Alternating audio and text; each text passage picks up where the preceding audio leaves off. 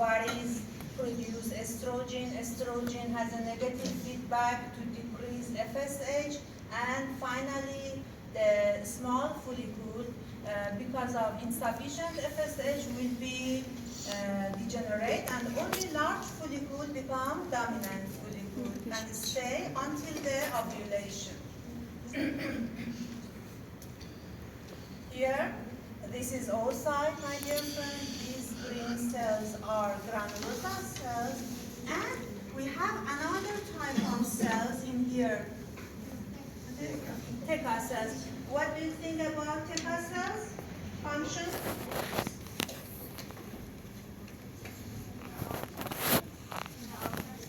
The outer cells, they are around the granulosa cells. Responsible for, and it is responsible for secreting some enzymes and aromatic that is responsible for changing the male hormone to female hormone like testosterone, which changes to the estradiol. Granulosa cells has aromatase enzyme. Theca cells has no aromatase enzyme. Has an important role in oxidative.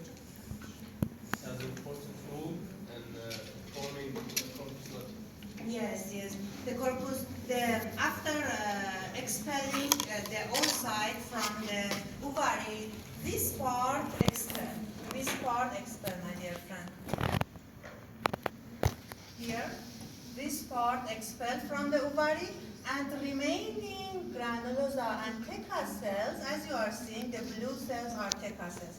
Remaining granulosa cells and theca cells become corpus luteum that produce estrogen and progesterone. Estrogen produced by which type of cells? Granulosa or theca cells? Granulosa cells has aromatase enzyme. Granulosa cells has aromatase enzyme. So estrogen produced by granulosa cells, yes? Yes. Okay. Theca cells produce progesterone mostly. And also, my dear friend, in the histology you will know about that. Theca cells divided to internal and external theca. Internal theca is involved in producing hormones. External theca is like connective tissue, bind this follicle into the ovary.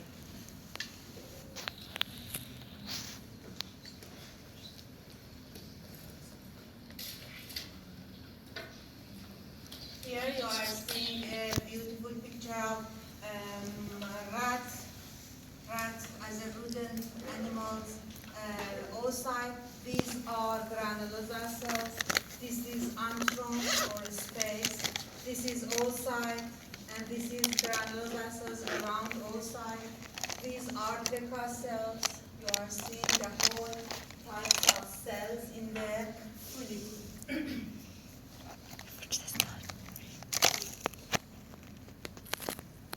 Can we continue the class without break until the 3? If you are tired or feel sleepy, try to deep breath. Refreshing.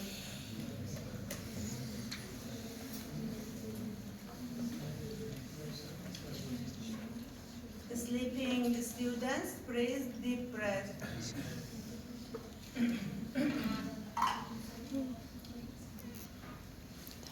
Okay. So, this part is not for the final exam. Let's talk about the cycle. The cycle that we discussed until now, the stimulation, the follicle growth, is the part of follicular phase. In the ovary, my dear friend, we have a 2 phase, follicular phase and luteal phase. Both of them, they are taking 14 days. First 14 days is for follicle growth, and second 14 days is for corpus luteum activation. So in follicular phase, that is the first phase, the follicle development is happen, as we mentioned earlier in here. This is a part of follicular phase. follicle develop and develop until the follicle expelled from the ovary. At the end of follicular phase, we have ovulation. Ovulation, it means the dominant follicle expelled from the ovary or released from the ovary. And the second 14 days start. After ovulation, we have second 14 days as a name, luteal phase. Luteal phase, it means the phase that corpus luteum is present and corpus luteum producing estrogen and progesterone. Excellent. The phase that the progesterone and estrogen level increase in the female's blood. So, in general, they takes 28 days, first 14 days and second 14 days. First 14 days named follicular phase, second 14 days named luteal phase. This is the ovarian cycle. Ovulation occurs by the rupturing and damage of ovary wall. So maybe on ovulatory day, the female feels some pain. We said that the middle pain is because of the rupturing of the ovaries wall, and maybe bleeding also maybe is happened during these ovulatory days. And in some cases, in 1 or 2%, maybe there is more than one follicle from the ovary. More than one follicle may be expelled from the ovary. It's a very rare. Normally, we know that most of the time, only one follicle expelled from the ovary in each ovarian cycle. You are seeing the schematic of this cycle in here.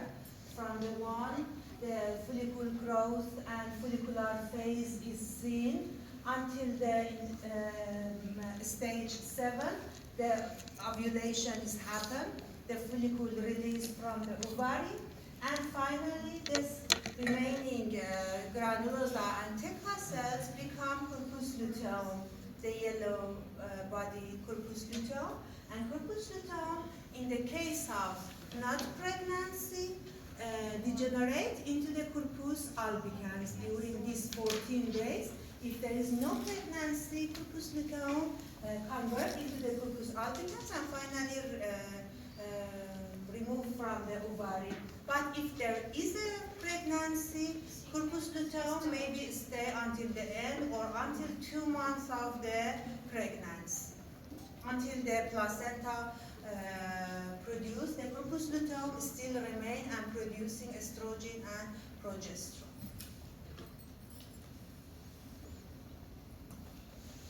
My dear friend, this is another beautiful picture of ovulation. This is ovary. Here you are seeing the oocyte with granular vessels around them. Then this oocyte expelled from the ovary and go into the fallopian tube. The cimbria of the fallopian tube are guiding this oocyte into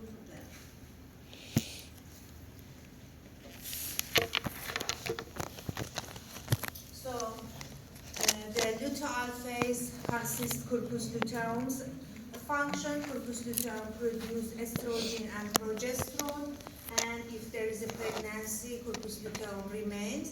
If there is no pregnancy, corpus luteum convert into the corpus albicans.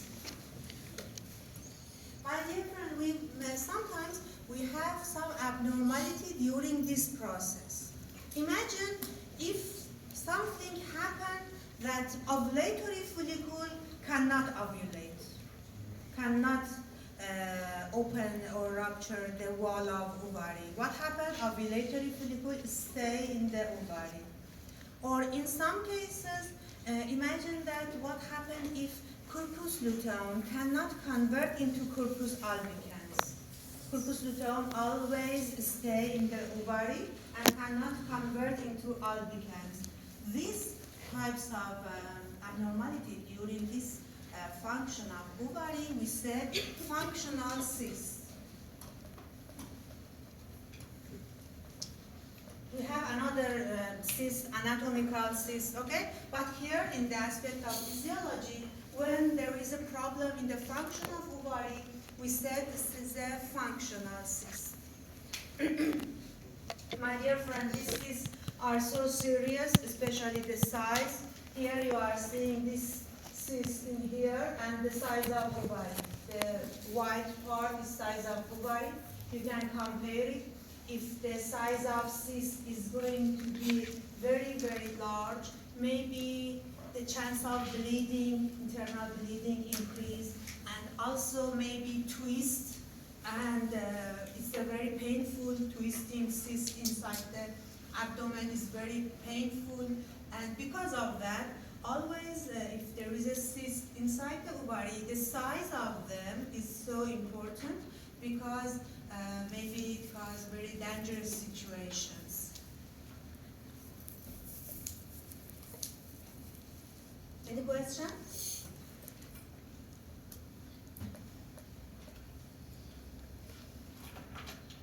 No question? I hope we have a time for quiz. Okay, so my friend, I think you are familiar with these types of graph. In here, we have 4 important hormones during ovarian cycle. The bottom graph is showing the LH and FSH during follicular phase, the first 14 days in the excises. The first 14 days follicular phase and second 14 days is luteal phase. Here, at the first of follicular phase, FSH level increase. You should know why. Why? At the first of follicular phase, FSH level increase. Yes. Why? Because of the stimulation of the Follicle growth, yes. Because the follicle at the ear are starting to grow under the effect of FSH. FSH increase, stimulate follicle growth. But after some days, it start to reduce. Because of negative feedback, excellent, thank you. Because of negative feedback, FSH level start to decrease and decrease. And on the ovulatory, let's see about LH. LH and FSH is similar to each other. Their variations are similar to each other. And LH, as you are seeing, on day 14, on the ovulatory day, increase suddenly on day 14. LH level increase, as you are seeing the blue line.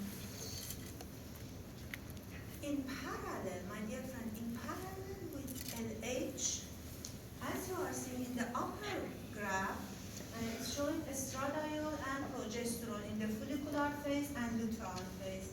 And you are seeing the green line is the estradiol. Estradiol increase and increase, we know the reason, yes? Because the follicle growth is by granulosal cells producing estradiol. Estradiol concentration in the blood increase and increase on day 14. And I want you to pay attention to this topic, that on day 14, estradiol is in the peak and LH is in the peak. Both of them is in the peak. What does it mean? It means here we have no negative feedback, yes? On day 14 here, we have no negative feedback. Am I right? Not only there is no negative feedback, there is a positive feedback. There is a positive feedback. Increased estradiol cause a surge or a peak in LH. We have a surge or peak of LH.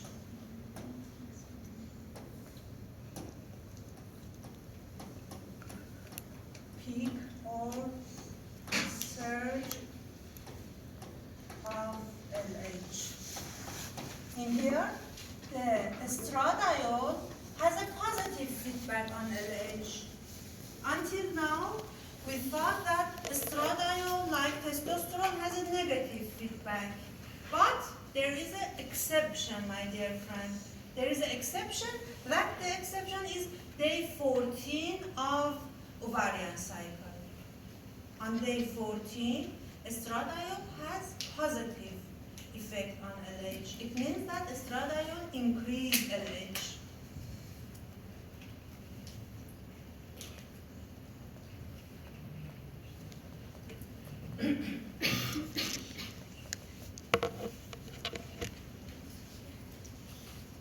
Again, if you are comparing these two graphs, the upper and lower, the lower graph is showing FSH and LH hormones which secreted from anterior pituitary during ovarian cycle, first 14 day and second 14 day.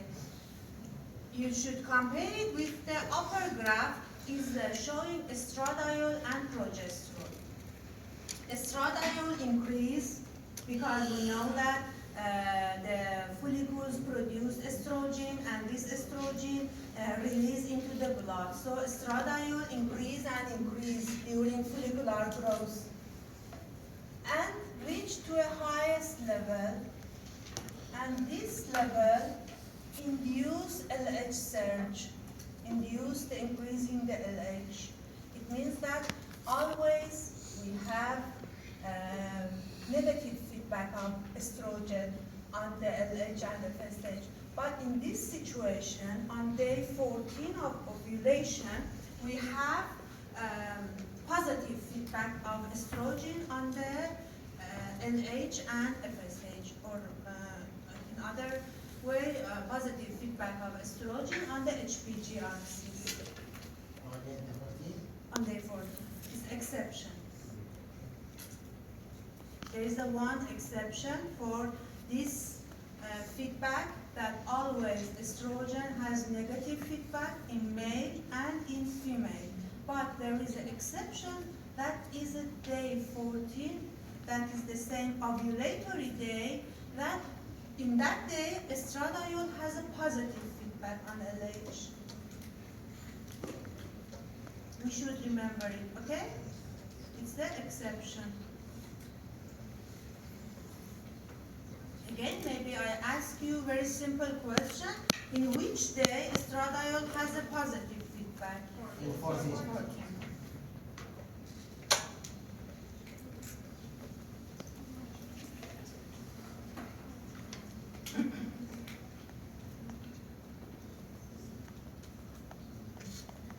So, in the next 14 days, in the second 14 days, my dear friend, the progesterone increase. Progesterone produced by corpus luteum. Corpus luteum in the luteal phase produce estrogen and progesterone.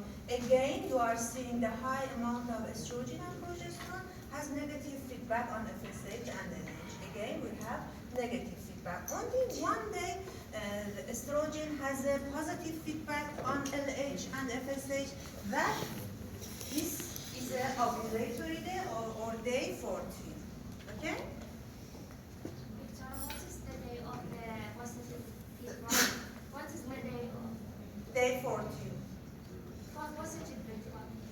For positive feedback, only one day, 14. Okay? That's so complicated. There is a difference between receptors in the brain that always our body responds negatively into the estrogen, but on one day our body responds positively. That's a complex process that happens in the brain of female.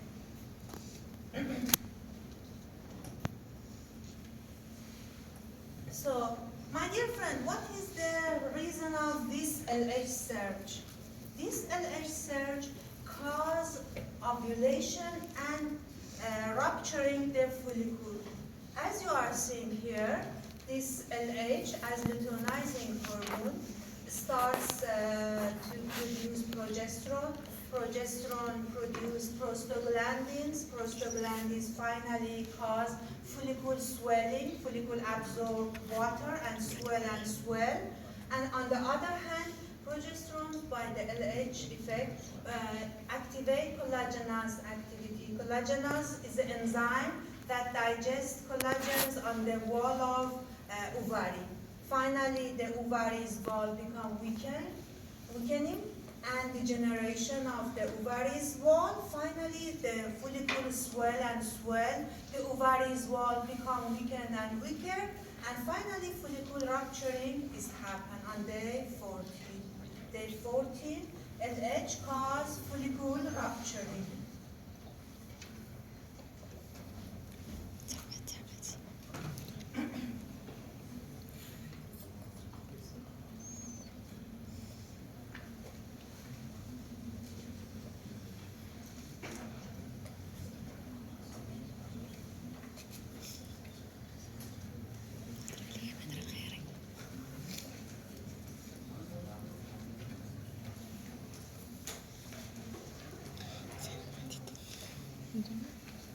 Any question? I know you are exhausted by all this information, but I'm so sorry. I should mention important parts too, okay? Please try at least get some of them, okay?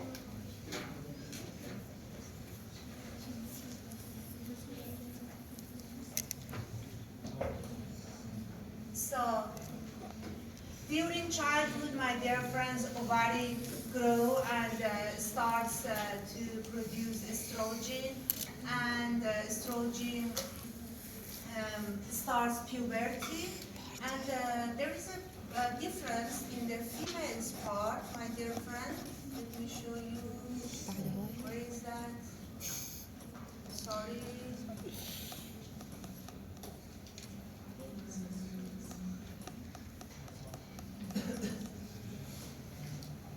There is a difference between puberty and menarche. Can you tell me what is the menarche meaning? It is one day of the cycle, ovarian cycle. Yes. It's happening the first event and the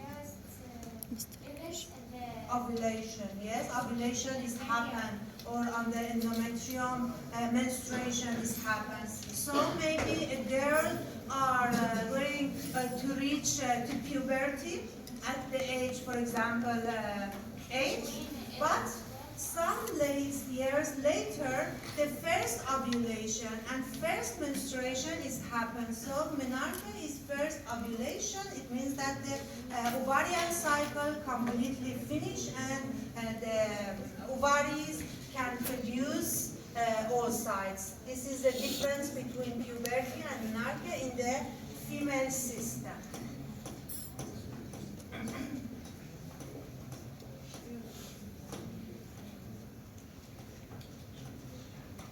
My dear friend, let me show you. My dear friend, there is another connection again between granulosa and tetra cell.